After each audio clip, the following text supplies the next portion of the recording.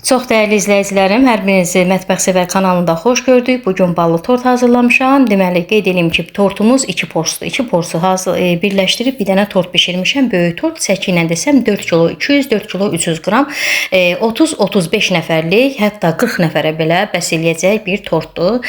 Hazırlama qaydasına keçək. Əvvəlcə bir qaba 4 stəkan şəkər tozu, 4 ədəd ağlı sarlı yumurta, 1 çimdik duz, 3 paket vanil əlavə edib qəşəng bunları mikserdən keçirdirəm. Mikserdən keçirdəndən sonra bura bal əlavə eləyəcəm. Burada sizin diqqətinizə çatdırım ki, əgər bal xarlanmış olarsa, biz onu qaşıqla götürəndə qaşıq sayı tutaq ki, deyirəm ki, 3 qaşıq, 4 qaşıq, o xarlanmış bal istər-istəməz biraz yumşalanda artıq olur.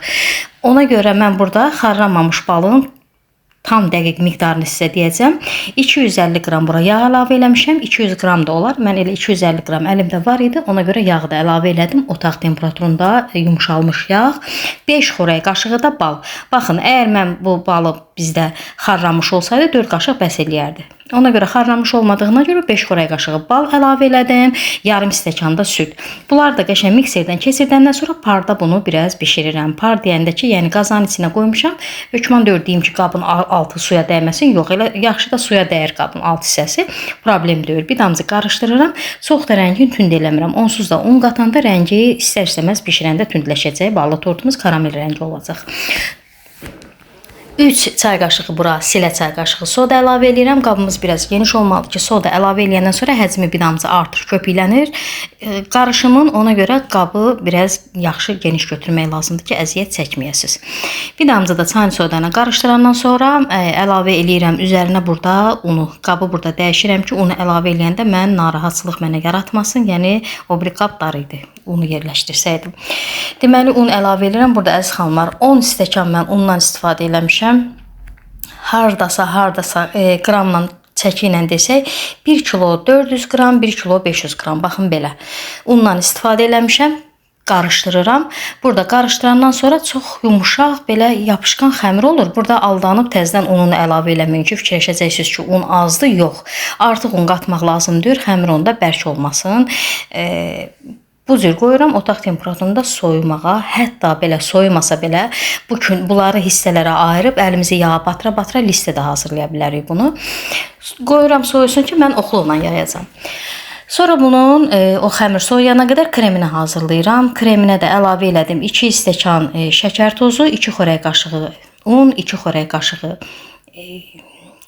kraxmal, 2-3 paketdə burada vanil. Bunları da qəşəng qarışdırıram, sonra südünü əlavə edirəm. 2 stəkan süd əlavə edirəm. Əvvəlcə unla şəkər tozunu qarışdırıram ki, süd əlavə eləyəndə unlar topalanmasın, yumru-yumru qalmasın. Aparıram qazın üzərində bunu qarışdıra-qarışdıra bişirirəm ta ki qatlaşana qədər. Bir damcı o bu göz-göz qaynama kimi olur, yəni qatlaşır. Götürürəm, burada da qarışdırıram ki, qazanın dibi tutmasın. Həmən elə isti-isti gözləmədən soymağını üzərinə mən burada bunu 800 qram qatlaşdırılmış süd əlavə eləyirəm. Bunu da qarışdırıram və qoyuram bir damcı soyusun. Bir damcı deyəndə elə bayağı bir soymağa qoyuram ki, soyuq olsun, kremi düzəltmək üçün. Əziz xanımlar, sizə burada reseptlər çox görünə bilər. Amma mən qeyd edim ki, 2 tortun reseptini burada hazırlayıram. Hazır bişmiş kremini də qoyuram soyumağa. Burada yağımızı mikserdən keçirdirəm. Bizim də burada yağımız 1 kiloqram tam yağımız var, kərə yağıdır. Bunu o qədər mikserdən keçirdirəm ki, ta rəngi açılana qədər, hətta yağ o qədər mikserdən keçir ki, marojna kimi görünür də, dondurma kimi. Ondan sonra soyumuş, bişmiş kremi soyumuş halda soyuq-soyuq əlavə edirəm yağın üzərinə və mikserdən keçirdirəm. Qeyd edim ki, hissə-hissə əlavə edirəm. Bir dəfəlik olmaz. Bir dəfəlik çürüdə bilər kremi.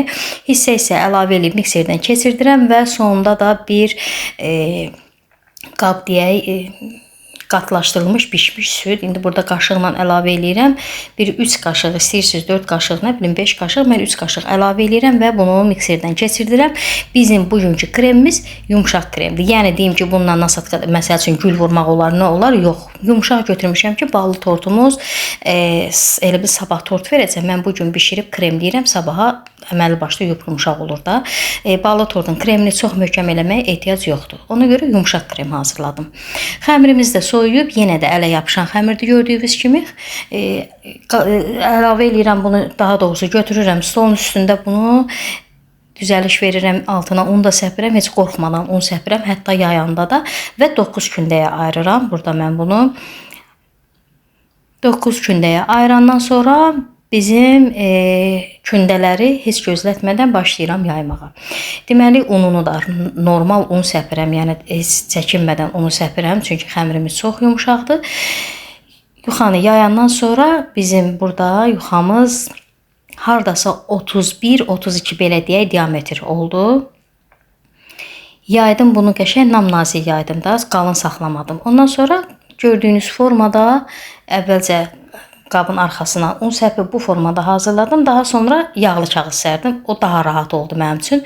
Deməli, həm uzun listə, həm də ki yumru listə bu formada yağlı kağızın üzərində yuxaları bişirdim.